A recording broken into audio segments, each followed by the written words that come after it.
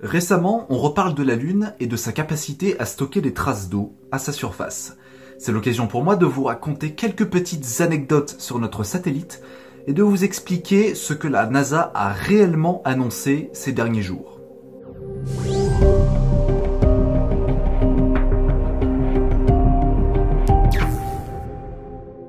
Avant de rentrer dans le sujet, je tiens juste à dire que si vous venez de débarquer sur ma chaîne YouTube et que vous aimez mon travail, n'hésitez pas à vous abonner à la chaîne et à partager mes vidéos, ainsi que mettre la cloche pour ne pas rater les prochaines notifications. La Lune a toujours émerveillé les hommes, de par sa luminosité, ses prétendus effets sur le corps humain et sa surface.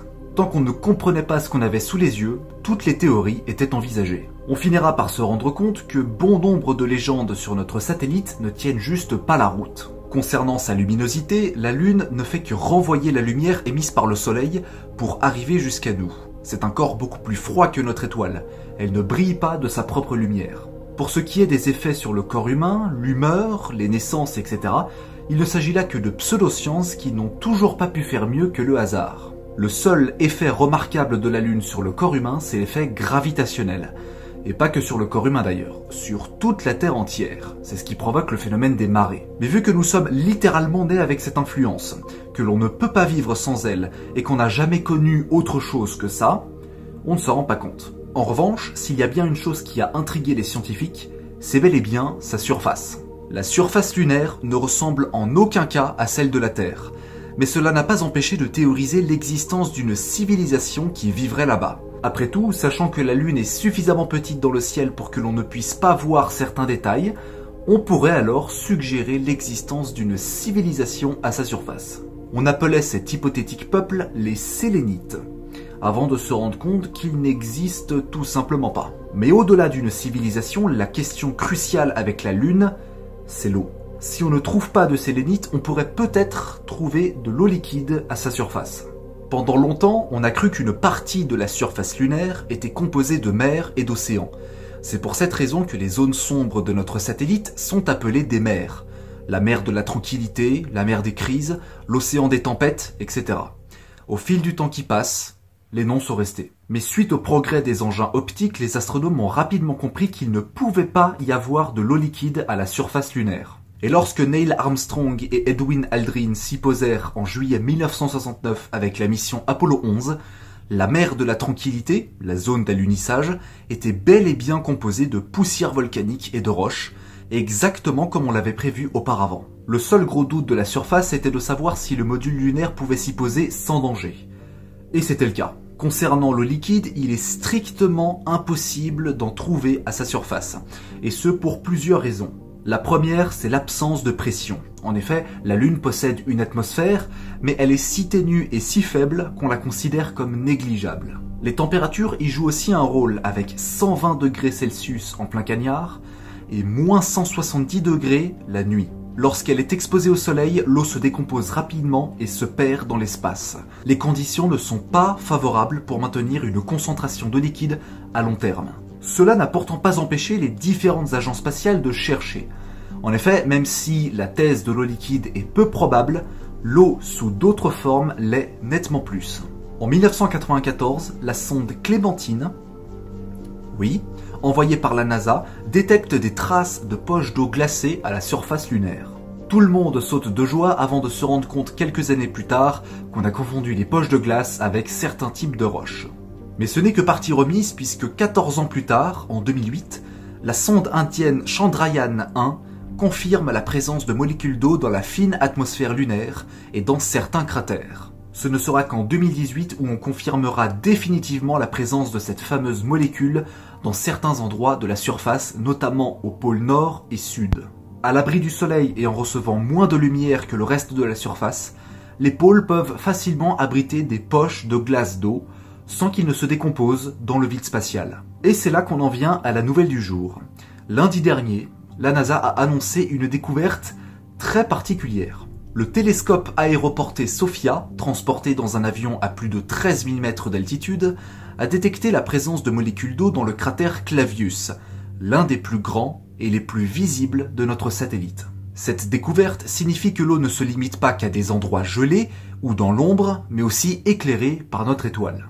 Les origines de cette présence sont assez floues, mais la piste privilégiée est celle de la chute d'astéroïdes qui ont percuté notre satellite il y a des milliards d'années. Les molécules présentes sur ces météorites se seraient éjectées pour ensuite tomber sur la surface et rester coincées dans les cratères, là où ils sont peu éclairés par le soleil. Cet événement nous mène alors à deux questions cruciales. La première, est-ce que la présence de molécules d'eau est révélatrice d'une vie extraterrestre ? Et la seconde, pourra-t-on un jour exploiter ces ressources dans des missions spatiales ? Concernant la vie extraterrestre, n'oubliez pas que l'eau n'est pas l'unique motrice de la vie, mais avant tout le support pour que celle-ci puisse s'y développer. Sans phosphore, sans soufre, sans ADN, sans bactéries, vous pouvez dire adieu à la vie telle qu'on la connaît aujourd'hui sur Terre.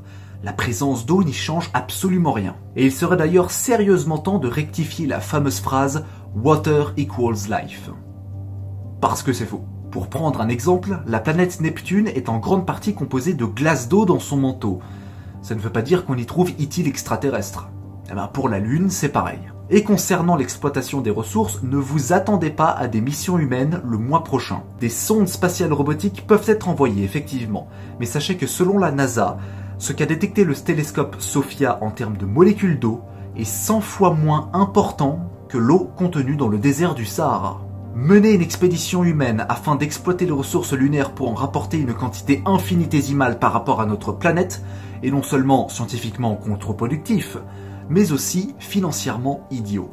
Retenez bien que le meilleur endroit pour trouver de l'eau, ça reste encore notre bonne vieille Terre. Mais au-delà du problème matériel et économique, il y a aussi un flou juridique concernant ces hypothétiques exploitations. En effet, débarquer sur un corps astral vierge et en exploiter les ressources n'en fait pas quelque chose de légal.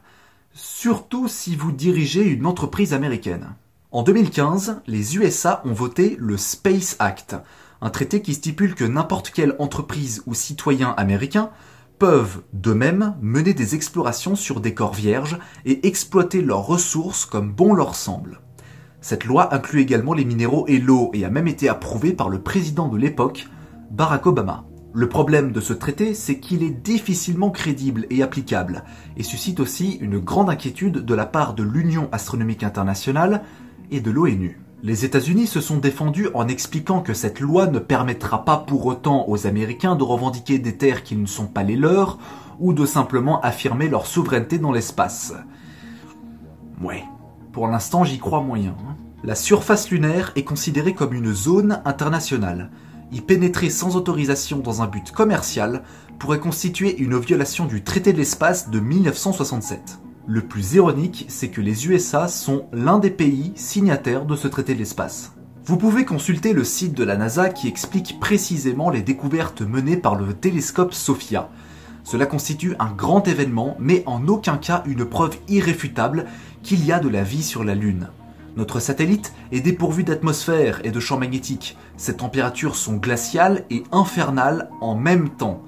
Donc n'y voyez pas là un signe du destin. Cela n'empêche cependant pas les agences spatiales de continuer à chercher et à trouver des réponses, car au-delà du sensationnalisme, la présence de molécules d'eau à la surface de notre satellite est un sujet réellement passionnant.